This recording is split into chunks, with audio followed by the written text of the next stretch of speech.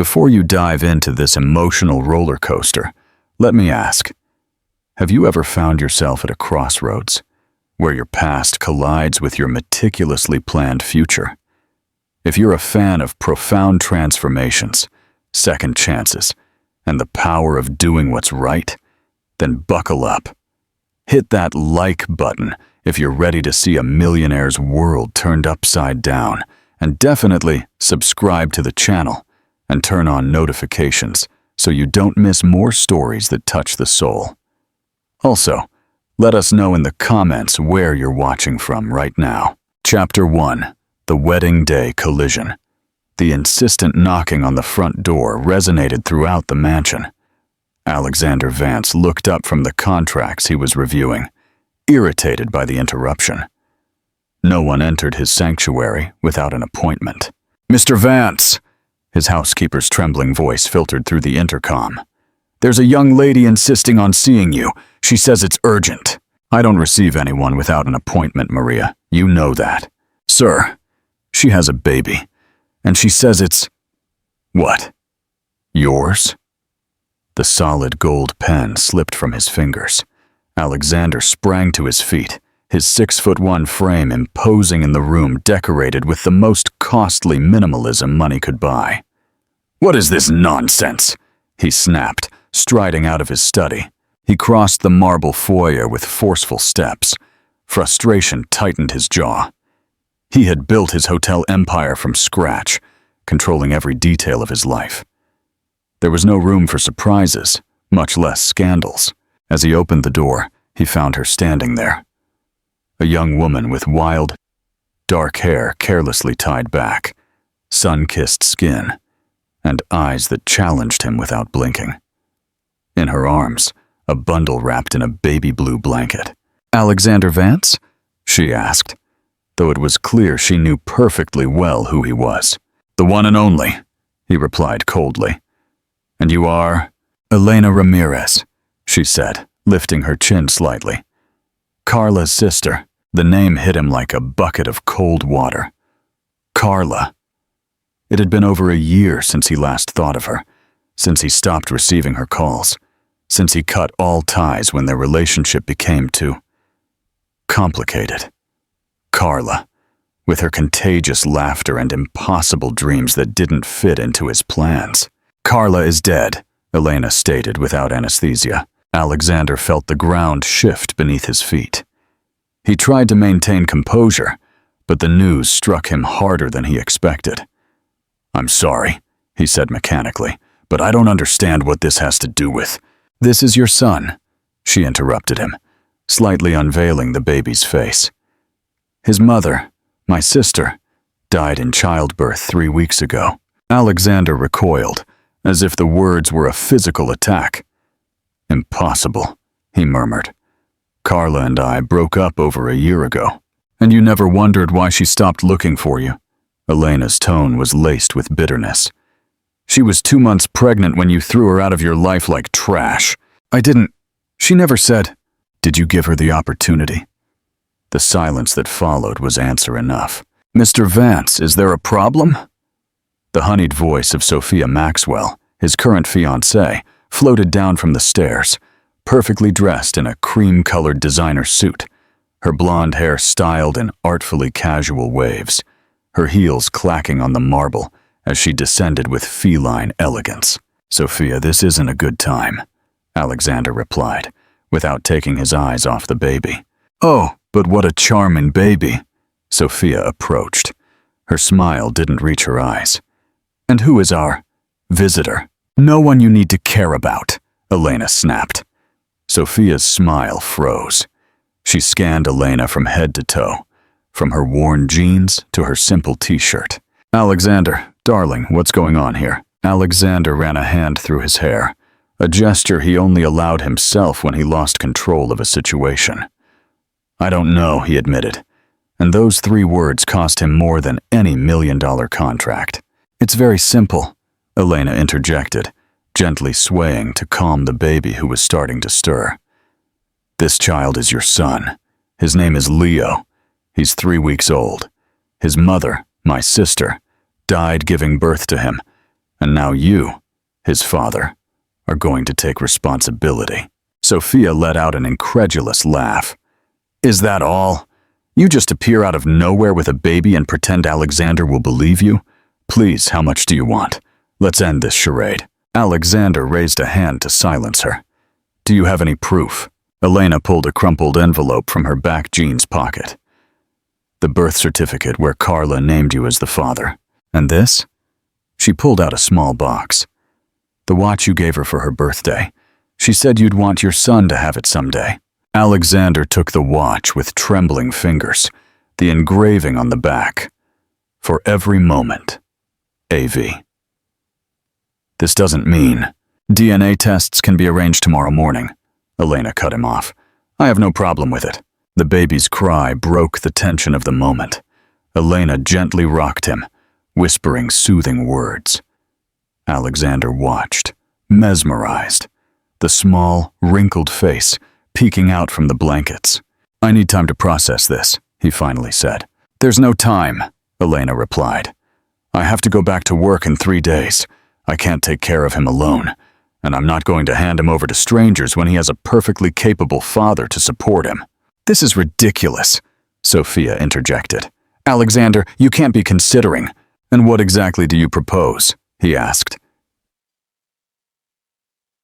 During his fiancé, Elena looked him directly in the eyes, unblinking. "Take responsibility, or I'll make it public. Imagine the headlines. Hotel mogul abandons newborn son. How will that affect your precious shares?" Alexander narrowed his eyes. If there was anything he hated more than losing control, it was being threatened. But as he looked at the baby, a strange feeling settled in his chest. What if he really was his? "Maria!" Alexander called, not taking his eyes off Elena. "Prepare the guest room in the East Wing. Ms. Ramirez and—" "The baby will stay until we resolve this." "Alexander!" Sophia exclaimed. "First thing tomorrow, we'll arrange the DNA tests," he declared. Elena nodded, allowing herself a small, victorious smile for the first time. "I knew deep down you wouldn't be able to turn your back on your own blood." "Don't confuse prudence with acceptance," he replied coldly. "I still haven't decided anything." As Maria guided Elena further into the mansion, Alexander stood motionless, watching his perfectly planned life begin to crumble with every step they took. The white envelope lay on the mahogany table like a bomb about to explode. Alexander stared at it, swirling his glass of whiskey between his fingers. "Positive," he murmured, finally opening the results. 99.9% compatibility. His world, built with the precision of a Swiss watchmaker, had just shifted on its axis. He was a father.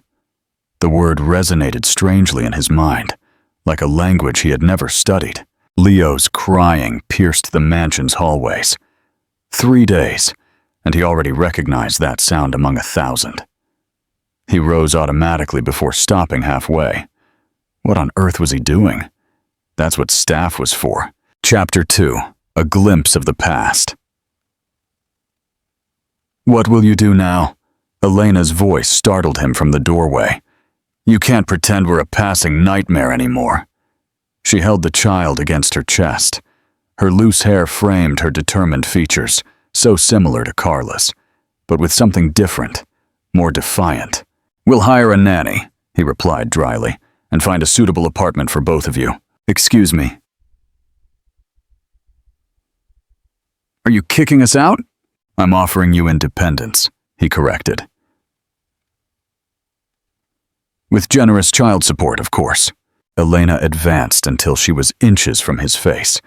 The scent of jasmine invaded his senses, disorienting him momentarily. "Listen closely, rich boy. I don't want your money or your handouts. What I want is for this child to have a present father, not an ATM." "I don't know how to be a father," he confessed, the words escaping before he could filter them. "No one is born knowing." Her tone softened slightly. "But some at least try." Alexander looked at the sleeping baby.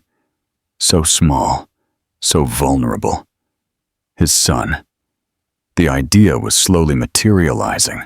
"I propose something," Elena said. 3 months. Stay with us for 3 months. Learn to change diapers. Prepare bottles, be a father, then you decide. Why do you care so much? You could take the money and disappear. Because I promised Carla that her son would have everything we didn't, including a father. A heavy silence hung between them. 5 days, he offered. Then we'll establish clear conditions in writing. Does everything have to be a contract with you? That's how successful relationships work. Elena rolled her eyes. Well, this one, she pointed to the baby, is a contract you signed without reading the fine print, my friend. The front door burst open. Sophia entered like a hurricane of expensive perfume and glittering jewelry. Darling, the wedding decorator is here. He needs us to review everything. She paused, seeing Elena. Oh, you're still here. And here I'll stay, Elena replied with a defiant smile. Sophia approached Alexander, intertwining her arm with his in a possessive gesture. The results? Alexander nodded slightly. He's mine. Well, these setbacks happen. Sophia spoke as if discussing a minor inconvenience. We can find a discreet arrangement. I know excellent boarding schools in Switzerland. Boarding schools? Elena interrupted. For a newborn? What planet do you live on? One where appearances matter, dear, Sophia retorted. Alexander is about to finalize the merger with Grand Vista Hotels. A family scandal isn't convenient. Alexander looked at the two women, polar opposites in every imaginable sense. His perfectly planned life, colliding with this new, messy reality. Elena will stay temporarily, he declared. We need to establish a proper transition for the child. The look Sophia shot him would have frozen hell. Perfect, she said with venomous sweetness. I'll make sure Maria assigns them separate rooms. After Sophia's dramatic exit, Elena chuckled. Your fiancé is a gem. Does she come with an instruction manual, or just a price tag? Not all of us were born in neighborhoods where screaming to resolve differences is considered an art, he retorted dryly. At least there, we know exactly who wants to stab us. Here, they do it with a smile. The following days unfolded in controlled chaos. Alexander discovered to his horror that his meticulously planned schedule couldn't withstand the unpredictable rhythm of a newborn. Hold him like this, Elena instructed, placing Leo in his stiff arms. He's not a porcelain vase you're going to break. I have a video conference in 10 minutes, he protested, though his eyes never left the baby's face. And he's hungry now.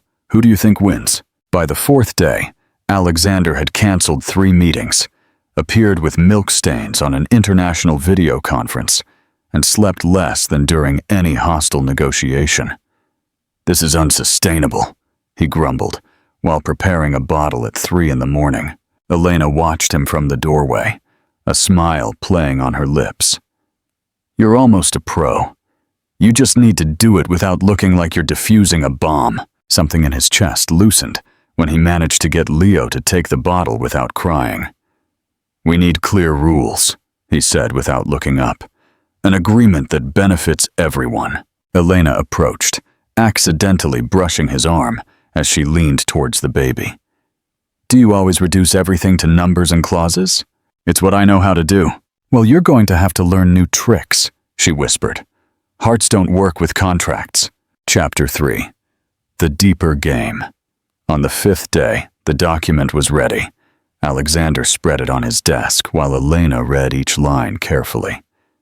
Shared custody? She asked, surprised. I thought you'd want to keep your distance. He's my son, he simply replied. Elena continued reading until her expression changed drastically. What is this? She pointed to the last page. Why is Sophia listed as an alternate legal guardian? Alexander frowned. I didn't put that there. He took the document, examining it closely. This wasn't in my draft. A chill ran down his spine. Someone had modified the contract without his knowledge. His eyes met Elena's, sharing a common concern for the first time. Looks like your fiancée has her own plans for our son, she said, the threat implicit in her words. 2 weeks later, The Vance mansion was unrecognizable. Multicolored toys dotted the immaculate minimalism. Sterilized baby bottles occupied the designer kitchen. And Alexander, the feared hotel mogul, wandered the halls with dark circles under his eyes and an involuntary smile every time Leo gripped his finger. "You're telling me you canceled the meeting with Japanese investors to attend the baby's medical checkup?" Daniel's, his partner and best friend, face was a picture. "Who are you, and what did you do with Alexander Vance?" Alexander adjusted his tie, trying to regain some of his professional dignity. "It's an important checkup. The pediatrician needs to verify his development. And that's why people who hire nannies," Daniel replied, observing him curiously. "Not moguls who sacrifice millions to change diapers. No one's changing anything," Alexander lied. "Just supervising." A feminine chuckle interrupted his fake composure. Elena appeared in the doorway, radiant in a simple dress that highlighted curves Alexander had started to notice more than was acceptable. "Supervising?" she repeated, amused. "Is that what you call following me around with wet wipes, screaming, 'Don't clean him like that,' as if the world were about to end?" Daniel nearly spat out his coffee. "I have to meet this woman." He extended his hand. "Daniel Miller, partner of the control freak standing in front of you." "Elena Ramirez, official nightmare of the control freak," she replied, shaking his hand. "Shouldn't you be preparing Leo's bath?" Alexander interrupted, suddenly uncomfortable with the instant camaraderie. "It's ready, boss," she winked. "But I thought you'd want to do it yourself, since you're such a supervisor." The challenging sparkle in her eyes triggered something primal within him. "Actually, yes," he said, taking the baby from her arms in a fluid motion, surprising her. "Daniel, we'll reschedule for tomorrow." His partner watched the exchange with a fascinated expression.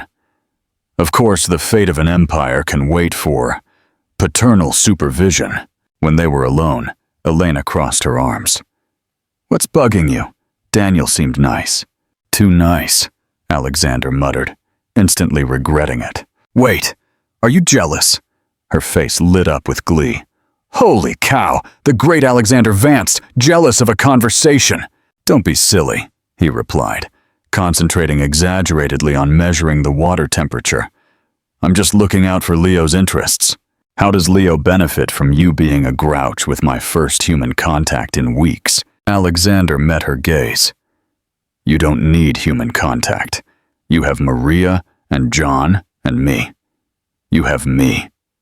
He moved dangerously close. "You're my human contact now, because as far as I recall, you spend all day avoiding me except when it comes to the baby." He was lying. He had been looking for excuses to coincide with her for days. He secretly watched her singing lullabies. He found himself thinking about her witty retorts during crucial meetings. Leo's bath unfolded in a silence charged with electricity. Their hands brushed in the warm water, causing a current that had nothing to do with the temperature. "You're a fast learner," Elena conceded, when Alexander perfectly wrapped the little one in the towel. "I had a good teacher," he replied, his voice softer than intended. Something shifted in the atmosphere, a different tension, denser, more dangerous. That night, the call Alexander expected finally came. "Did you investigate what I asked?" "Yes, sir," his head of security replied. "Ms. Maxwell has been meeting with her ex-husband's lawyer. Apparently, they plan to challenge any custody arrangement you establish. Thank you, Carlos. Increase discreet security around the mansion." He went out onto the terrace, needing air. He found Elena contemplating the ocean, her silhouette outlined against the full moon. "Leo finally fell asleep," she said without turning around. "I think he knows your house better than you do now." "Our house," he corrected, surprising himself. "While you're here," Elena turned, the sea breeze playing with her hair. "Alexander Vance sharing territory. The world must be ending." "Don't tease," he approached, leaning on the railing next to her. "I'm trying." I know, her voice lost its joking tone, and you're doing better than I expected. Their gazes met, sincere for the first time. Sophia is conspiring, he confessed abruptly. She wants custody of Leo. Why? She doesn't even care about him. My name opens doors. A Vance heir is valuable merchandise. Elena paled. Over my dead body, she whispered fiercely. No one is going to use my nephew as a bargaining chip. No one will. He placed his hand over hers. I promise you. The contact sent waves of warmth up her arm. He should pull it away, maintain distance. Instead, their fingers intertwined. Why did Carla never tell me about the pregnancy? She asked, her voice cracking. Elena sighed deeply. She tried. She called you for weeks. When you finally answered, you told her you didn't want emotional complications in your life. The memory hit him like a punch. A call hastily dismissed while he was closing the merger with Grand Vista Hotels. I didn't know. She didn't know then either. Elena's eyes shone with unshed tears. She found out the next day. She decided that if she wasn't good enough for you, her son wouldn't beg for attention. I would have responded. His voice sounded strange, choked. If I had known. Really? She challenged him. Or would you have sent a monthly check to quiet your conscience? The question hung between them. Painful. Honest. I don't know, he finally admitted, but I know what I would do now. Their faces were dangerously close. He could count the freckles on the bridge of her nose, feel her ragged breath. And what would you do now? She whispered. It was impossible to determine who moved first. Their lips met with the force of two planets colliding. His hands buried themselves in her hair, while hers clung to his shirt. The kiss tasted of truth, of fire, of danger. They separated, panting, their foreheads still touching. Alexander recoiled abruptly, terrified by the intensity of what he had just felt. This shouldn't have happened, he murmured, composing himself. The vulnerability on Elena's face transformed into fury. You're right, she replied coldly. A miscalculation. It won't happen again. Chapter 4. Confrontation and Discovery. The next day, chaos erupted. Alexander returned from a meeting to find Elena frantically packing. What are you doing? We're leaving, she replied without looking at him. Your beloved fiancé just accused me of stealing her jewelry. They found one of her necklaces among my things. That's absurd. You wouldn't. Of course I wouldn't, she yelled, finally facing him. But she's already calling the police. Alexander froze. The fear of losing them felt surprisingly unbearable. I won't allow it, he said. And for the first time in his life, he didn't know exactly how to keep a promise. You can't stop me, Elena exclaimed, throwing clothes into a suitcase with uncontrolled fury. I've made my decision. Alexander watched the scene, motionless in the doorway. Every garment she tossed hurt like a physical punch. At least let me drive you, he asked, keeping his tone as neutral as possible. She paused for an instant, looking at him incredulously. Why? So you know where to find us when you need to show off your son at social gatherings? To make sure you get there safely, he replied honestly. The door burst open. 2 police officers entered, followed by Sophia, whose distraught face deserved an Oscar. That's her, she pointed theatrically. The employee I hired out of charity, and she steals from me. Alexander stepped between the police and Elena. There's been a misunderstanding, he declared with his business voice, the one that made boardrooms tremble. Ms. Ramirez is my guest, not an employee, and the necklace in question was a gift from me. The lie flowed with surprising ease. Sophia paled. Alexander, darling, what are you talking about? That necklace belonged to my grandmother. I have the receipt in my office, he continued impassively. Officers, I apologize for the inconvenience. After awkward apologies and confused glances, the police left. Sophia remained, trembling with contained rage. You've crossed a line, she hissed. No, you crossed it, he replied coldly. Gather your things. This conversation is over. When the door closed behind Sophia, Elena dropped the garment she was holding. "Why did you do that?" "Because it's the right thing to do," he replied, approaching cautiously like someone approaching a wounded animal. "And because I believe you." The silence between them vibrated with unspoken words. "I still have to go," she whispered finally. "This," she gestured, encompassing the room, "is too complicated." "I'll follow you," he stated with chilling calm. "Wherever you go, I'll go." The determination in his gaze disarmed her completely. Hours later, Alexander's luxurious Bentley stopped in front of a modest building in a working-class neighborhood of the city. Elena watched from the window, evidently uncomfortable. "You don't have to come with me." "I want to know where you come from," he simply replied. The apartment was small, but bright.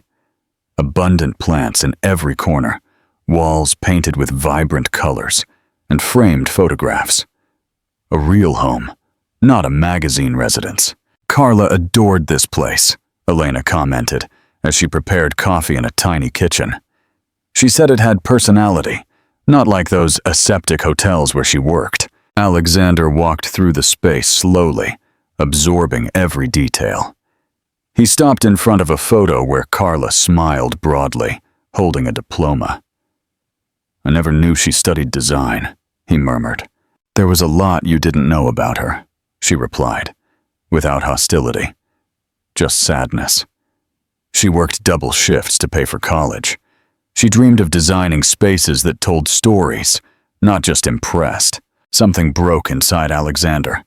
How much more had he ignored by being focused on expanding his empire? "Where are her things?" he asked suddenly. "I'd like to, I don't know, have something for Leo, something of hers." Elena's gaze softened. "In that box," she pointed to a corner. "I haven't had the strength to go through it." Together, they sat on the floor and opened the box. Every object told a story Alexander had never heard. A sketchbook, photographs from trips Carla had taken alone, a worn copy of 100 Years of Solitude with notes in the margins, and a letter, with his name written on the envelope. "She never sent it," Elena explained. "She wrote it when she found out about the pregnancy.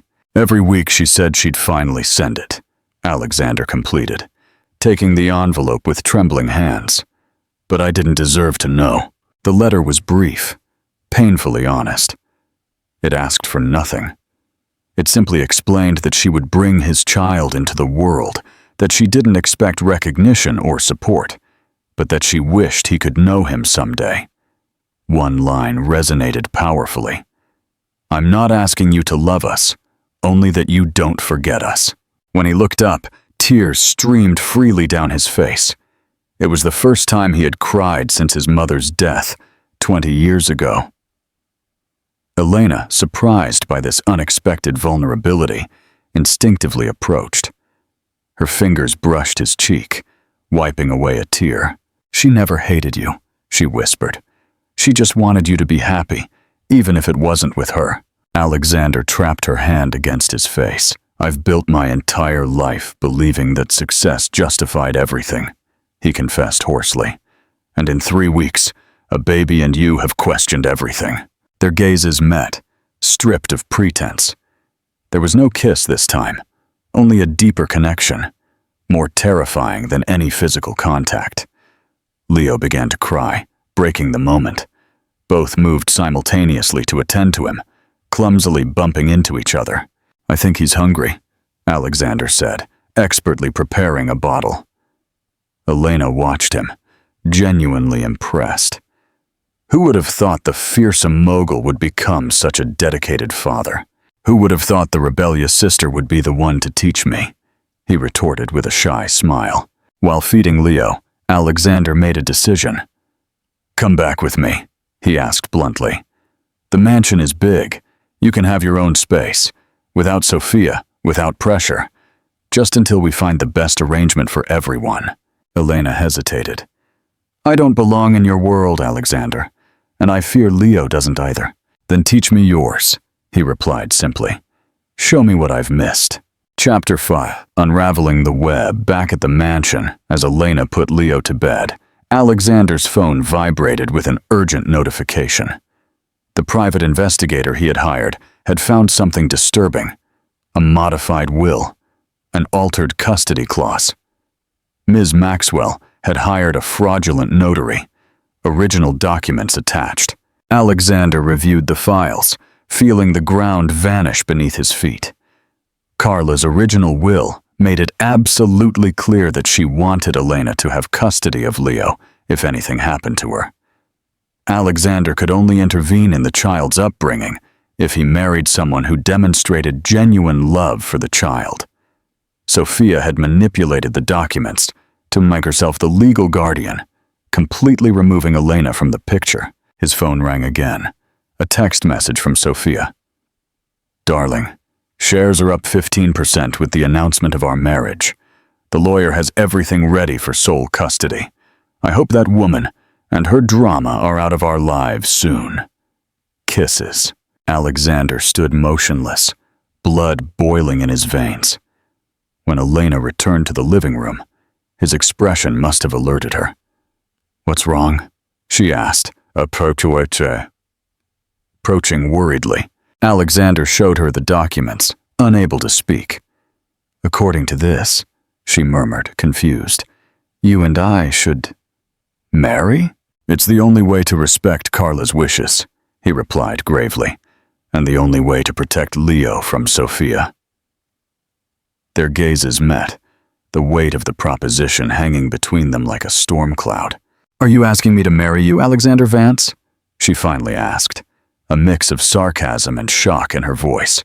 "I'm proposing a temporary agreement," he clarified, trying to sound practical, despite the inexplicably accelerated beating of his heart. "For Leo's sake." Elena studied him carefully, as if evaluating whether it was another manipulation. "A marriage of convenience," she concluded, "so everyone gets what they want." "Exactly," Alexander nodded, ignoring the strange disappointment that washed over him. The municipal courthouse looked strangely small for an event that changed absolutely everything. Elena nervously adjusted the simple white dress she had bought that morning at a department store.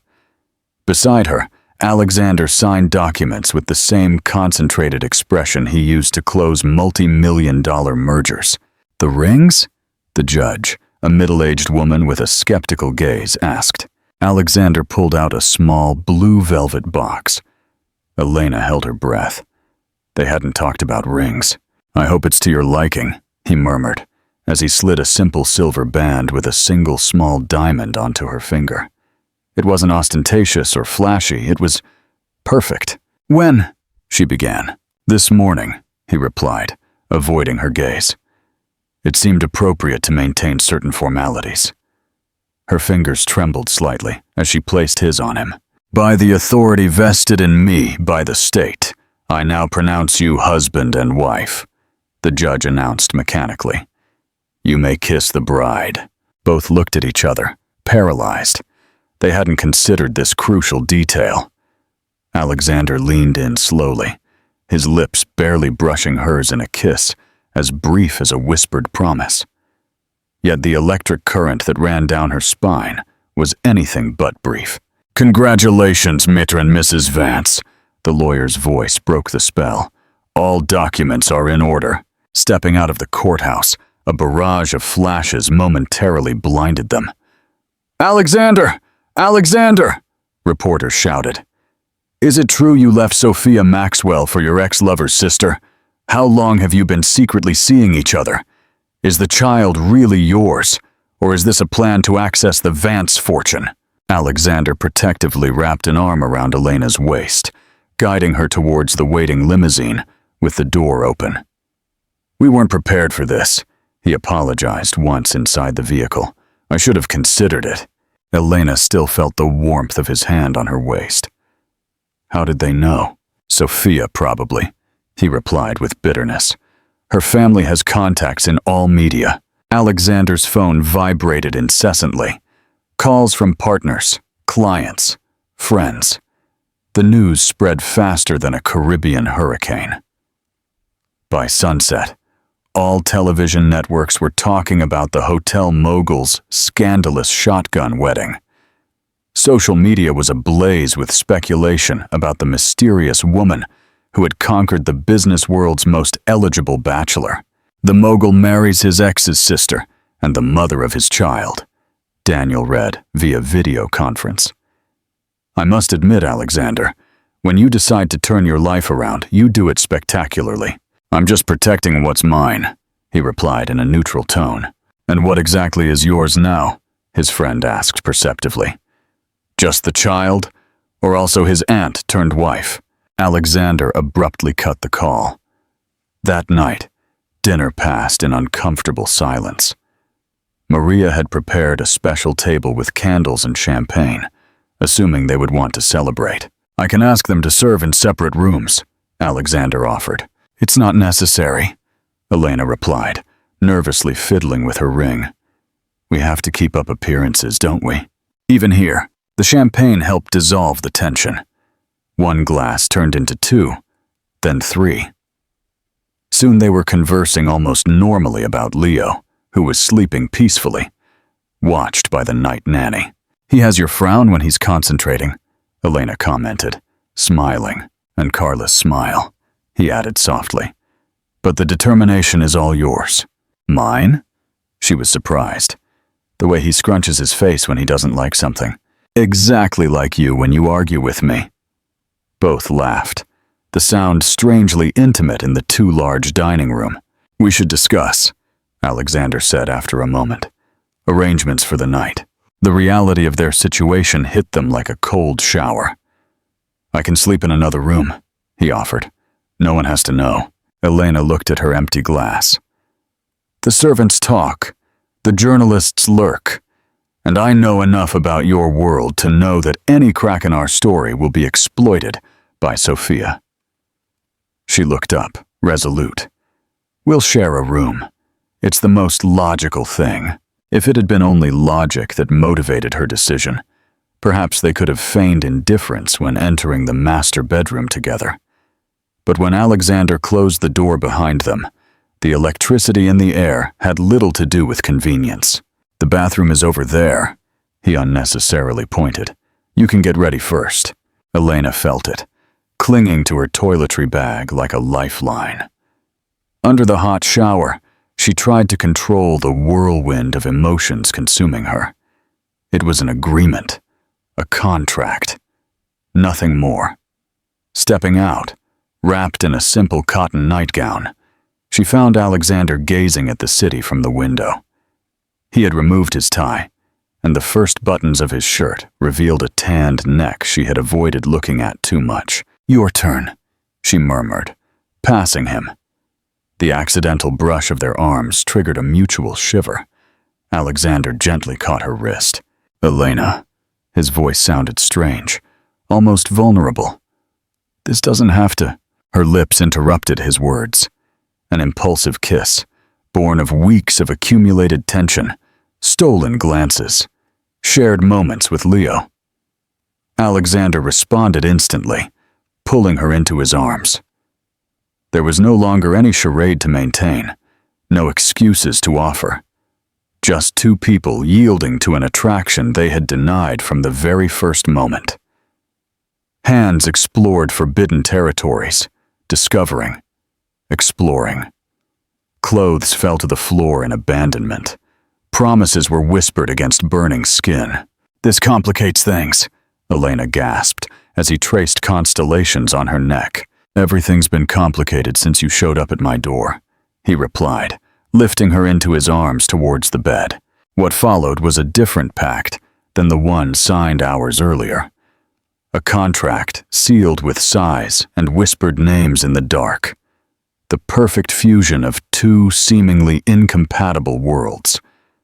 With the first light of dawn, Elena watched Alexander's sleeping face, without his corporate mask, without his defenses active. Just a vulnerable man who had found something his millions couldn't buy. Leo's crying broke the stillness. Instinctively, both woke up at the same time. I'll go, Alexander said, kissing her forehead in a gesture so natural it terrified Elena. This wasn't part of the deal. Feelings weren't in the clauses. When he returned with the baby, the image struck her with unexpected force. Alexander holding Leo, both in the soft morning light, both looking at her with a different version of the same face. A family. The word echoed in her mind, forbidden and dangerous. The phone's chime broke the bubble. Alexander's expression transformed as he read the message. "It's Sophia," he said, his voice tense. "She's requested an emergency hearing, claims to have proof that our marriage is fraudulent, and that the original will was altered." "What?" Elena felt the ground slipping away.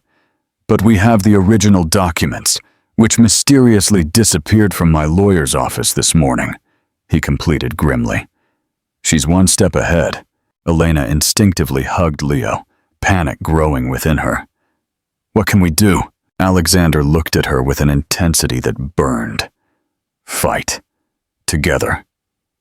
The together resonated in the space between them, charged with unspoken promises and unconfessed fears. Was it just for Leo? Or was there something more that both refused to name? Chapter 6. The Custody Battle. Judge Anderson's office buzzed with tension. On one side, Sophia shone in an ivory pantsuit, her lawyer unfolding documents with surgical precision. On the other, Alexander and Elena presented a united front, their hands intertwined under the table. "Your Honor, we request the immediate invalidation of this fraudulent marriage and provisional custody of the minor," Sophia's legal representative articulated. "We have irrefutable proof that it was celebrated with the sole purpose of circumventing the biological mother's original will." The judge, a man with an impenetrable expression, nodded. "Proceed." The lawyer displayed a notarized document. "This is the authentic will of Carla Ramirez, where she clearly specifies that upon her death, custody of the child would fall to Ms. Maxwell, the father's formal partner at that time." "That's false!" Elena exclaimed, unable to contain herself. "Order!" the judge demanded.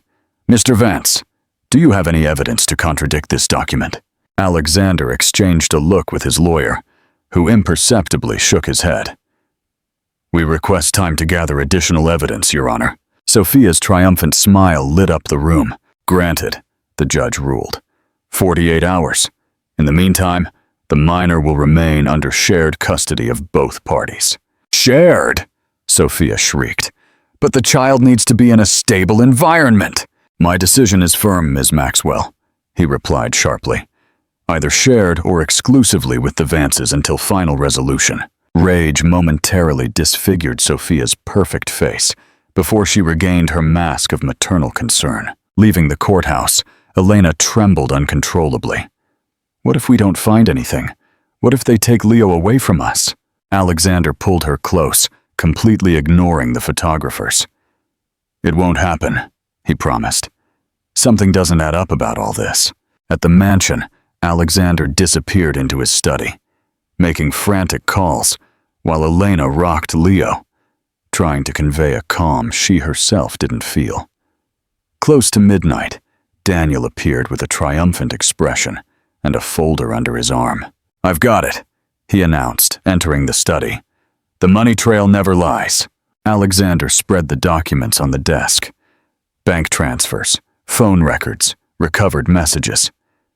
"Sophia has been in contact with that notary since before Carla passed away," Daniel pointed out, "and she paid a considerable sum to someone inside the hospital where she gave birth." "The hospital?" Elena interjected, who had entered silently. "Why?" "To access your sister's medical records," Alexander replied, the pieces finally fitting. "She needed to know who the father was before formulating her plan." "There's more," Daniel added. "The original will indeed disappeared, but the digital copies didn't. Here's everything." The restored document confirmed Carla's wishes. Elena would be the primary guardian, with Alexander as the recognized father with full rights, only if he demonstrated true interest in the child's upbringing. "This proves Sophia falsified the will," Alexander concluded. But we need to know why she's so interested in a baby she doesn't even like. Elena, who was carefully reading the final pages, suddenly paled. Because of this, she pointed to a clause. Carla was a beneficiary of a family trust. Upon her death, all funds pass directly to Leo, administered by his legal guardian until he reaches adulthood. Alexander froze. How much are we talking about? $12 million, Elena replied in a whisper. She never mentioned it. Typical of Carla, keeping the important stuff to herself. With new determination, they prepared their strategy for the next day. Daniel took charge of coordinating with the prosecutor, while Alexander and Elena took turns resting, constantly watching over Leo. At dawn, Alexander found Elena asleep in the armchair next to the crib, her hand still resting protectively on the little one. For an instant, he contemplated the scene with an emotion he had never experienced. It wasn't simple affection, not even desire. It was belonging. He gently touched Elena's shoulder to wake her. "Time to get ready," he whispered. "Today, we end this." She nodded, still drowsy, and Alexander couldn't resist the temptation to kiss her. A kiss different from the physical passion of previous nights. One laden with promise. The second hearing was brief and devastating for Sophia. The judge heard the evidence presented by the prosecutor, reviewed the documents, and ruled without hesitation. This court grants full custody of Leo Vance Ramirez to his legal guardians, Alexander Vance and Elena Ramirez Vance. All claims by Ms. Maxwell are dismissed, and an investigation for document forgery and procedural fraud is ordered. Sophia's face went from disbelief to visceral hatred in seconds. "This isn't over," she screamed as guards escorted her out. "You'll never be a real family. It's all a charade, and you both know it." Her words, though born of resentment, struck a truth that both had avoided confronting. Chapter 7. Breaking down walls. Back home, the victory felt bittersweet. Leo slept peacefully, oblivious to the drama he had involuntarily starred in, while they remained in uncomfortable silence. "We should celebrate," Alexander finally proposed, pouring 2 glasses of wine.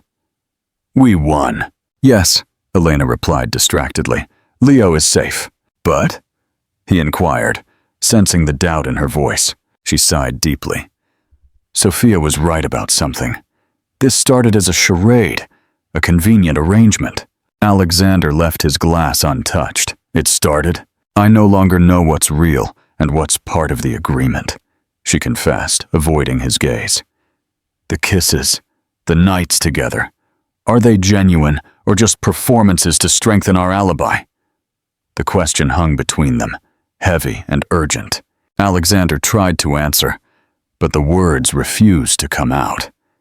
His entire life had been about negotiating, calculating risks, evaluating benefits. He had never had to translate feelings into concrete terms. "I need to know," Elena insisted. "What am I to you? His son's aunt? A wife of convenience? A temporary fling? Are you—" she began, but the phone abruptly interrupted them. The call lasted only seconds, but Alexander's expression transformed into pure panic. "It's Leo," he stammered. "He has a very high fever. The nanny is taking him to the emergency room." The world stopped. All pending questions, doubts, and confessions evaporated before the one undeniable truth. They both desperately loved that tiny being. They rushed to the hospital as if their own lives depended on it. In the pediatric emergency room, the sight of Leo connected to monitors, his little face flushed with fever, shattered them. "Acute respiratory infection," the doctor explained. "We need to act quickly." The longest hours of their lives passed in that aseptic waiting room, and it was there, under the fluorescent lights, that all pretenses fell. "What if something happens to him?" Elena whispered, tears streaming freely. Alexander wrapped her in his arms, his own face wet. "Nothing is going to happen to him," he promised. He's strong, like his mother, like his aunt. Their foreheads together, sharing the most primitive fear of parents. Alexander understood the answer he hadn't been able to articulate before. "I chose you," he murmured against her hair, without planning it, without initially wanting it. "But I chose you, Elena. Not the agreement, not the convenience. You." She looked at him, vulnerable and hopeful. "What if it doesn't work? We're so different." "It will work," he replied with conviction, "because we have something I never had in all my years of successful business." "What?" "Something worth losing everything to protect." Chapter 8. A future beyond expectation. Dawn found Elena with Leo asleep in her arms. The fever had broken around 4 in the morning after an endless night of worry.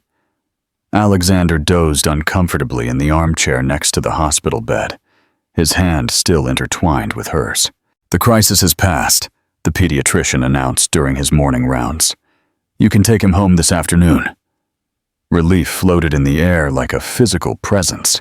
"We need to talk," Elena murmured when they were alone again. "About what you said last night." Alexander sat up, suddenly alert. Every word was true. "It was a moment of vulnerability," she replied, cradling the little one. "Fear can confuse us."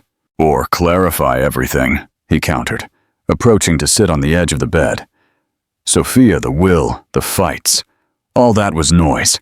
Last night, watching Leo struggle, I understood what truly matters." His fingers delicately traced the cheek of the sleeping baby. "I always believed success was measured in acquisitions and mergers," he confessed. "I never understood why Carla valued simple things so much. A home-cooked meal, a sunset. It seemed insufficient to me." A sad smile curved his lips. "Now I understand that it was I who failed to see the fundamental."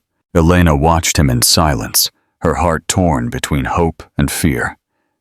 "You're speaking from the emotion of the moment," she finally said. "In a few weeks, you'll remember that we belong to different worlds, that only Leo connects us." "I propose something," Alexander replied, gently cupping her chin. "Let time decide who's right. No pressure, no 5-year plans. Just the 3 of us, discovering what we are together." Elena's eyes shone with unshed tears. "What if we decide it doesn't work? Then we'll separate knowing we genuinely tried," he replied with honesty. "But at least we'll have lived something real, not a convenient charade." The proposal floated between them, so different from the contracts and agreements that had defined their relationship until then. "Okay," she finally accepted, "but I need space to think. To be sure this isn't just gratitude or temporary relief." Alexander nodded, respecting her request. 3 days later, Elena packed a small suitcase while Alexander watched her from the doorway, visibly containing his objections. "It's just for a few days," she explained. "I need to put my thoughts in order. Away from your world's mansion." "Our world," he gently corrected. "That's precisely the point," she replied. "Is it really ours, or am I just on a prolonged visit?" When the taxi arrived, Alexander was holding Leo, showing him how to wave goodbye. "We'll be waiting for you," he simply said. The journey to her childhood home in Bristol unfolded in a whirlwind of memories and questions. The small house facing the sea that her parents had built with so much effort now seemed shrunken, but it still represented authenticity. Mrs. Davies, her lifelong neighbor, greeted her with her characteristic effusiveness. "But girl, you were in all the magazines," she exclaimed, showing her several celebrity publications. "The modern Cinderella who conquered the hotel mogul." Elena flipped through the magazines incredulously. Her life turned into a romantic tale for public consumption. "It's not how they paint it, Mrs. Davies. It never is, my dear," the old woman replied wisely. "But tell me something. Do you smile when you think of him?" The simple question disarmed all her complex reflections. Because yes, she involuntarily smiled every time she remembered Alexander clumsily preparing a bottle at midnight, or his proud expression when Leo first gripped his finger. Days passed slowly. She walked along the beach, visited her parents' graves, and every night she video called Alexander to see Leo. Every conversation ended with an "we miss you" that echoed in her thoughts until dawn. On the 6th day, as she watched the sunset from the beach, her phone vibrated with a message from Chloe, her old colleague from the beauty salon. "Did you see who's causing a scene at the bus station?" Attached was a blurry photo of Alexander, holding Leo in his arms, surrounded by curious onlookers who clearly recognized the famous businessman. Elena arrived running at the station. The scene was surreal. Alexander Vance, in jeans and a simple t-shirt, holding Leo, who wore a small hat to protect him from the sun, looked completely out of place among the everyday travelers. "What are you doing here?" Elena gasped as she reached them. "I was going to ask you the same thing," he replied with a half-smile. "I thought you'd be back yesterday. I needed more time, and I needed to see you," he confessed simply. "We both did." Leo gurgled happily, recognizing her, extending his little arms towards her. "I couldn't wait any longer," Alexander continued, as Elena hugged the little one. "These past few days have been revealing." "Revealing? Without you, the mansion went back to being what it always was. An empty space with expensive objects," he explained. "I realized it was never a home until you two arrived." Elena tried to maintain her defenses, but they crumbled with every word. "I've made a decision," Alexander declared, catching her off guard. "I'm selling the mansion." "What? But you love that house." "I loved what it represented. Success. Status," he corrected. "But I discovered I prefer a place that has real meaning for us. A new beginning." The crowd around them seemed to have vanished. Only the three of them existed in that suspended moment. "I'm not who I was when you showed up at my door," he continued. "And I'm grateful every day for that." Elena felt the last barriers fall. This man, vulnerable and senior, was miles away from the arrogant businessman she had known. "There's something else," Alexander added, pulling an envelope from his pocket. "I bought a nice hotel near here, facing the sea as Carla always dreamed, to build that boutique hotel she designed in her notebooks." Elena took the envelope with trembling hands. "How?" "I found them among her things. They were magnificent." He smiled. "I want you to be my partner, not my employee, not my wife of convenience, my equal." The project was ambitious yet intimate, a hotel that honored both their roots, with Carla immortalized in every architectural detail. "Why would you do this?" she asked, still incredulous. Alexander took her free hand, intertwining their fingers naturally. "Because I love you," he replied with devastating simplicity. "And because I want Leo to grow up knowing that his mother's dreams and his aunt's values are just as important as mine." The words Elena had so feared to hear now resonated with an undeniable truth. "We still have a lot to discover about each other," she warned. "A lifetime," he confirmed. That afternoon, the three walked along the beach as the sun dipped below the horizon. Leo babbled happily, secure in the arms of those who were now unequivocally his parents. "I never wanted this life," Elena reflected as they watched the sunset together. The plans, the structures, the carefully laid out future. I always preferred spontaneity. Freedom. Alexander gently kissed her temple. And now, Elena looked at Leo, who was fascinated by the colors of the sky, and then at Alexander, whose eyes reflected a devotion no contract could capture. "Now I know that some things aren't consciously chosen," she replied with a smile. "Sometimes life just knows better than us. I chose you without meaning to. Both of you." The sun finally disappeared below the horizon, closing one chapter and illuminating the beginning of another, completely unexpected. One written not with legal ink on letterhead, but with childish laughter, honest disagreements, and kisses that sealed real promises every day. Because in the end, true love isn't a signed contract, but a choice renewed every morning, one that Alexander and Elena were willing to make, without escape clauses, for the rest of their lives. And so we come to the end of our story. Now, it's your turn. From what corner of the world are you reading us? Were you so hooked that you even forgot your coffee got cold? Or perhaps you sighed so much with Alexander that your partner is now looking at you suspiciously. If this whirlwind of emotions between a millionaire afraid of diapers and a strong-willed hairstylist captivated you, share it with us. Because as Elena well knows, sometimes the best stories arrive when we least expect them. Just like a baby on a hotel mogul's doorstep.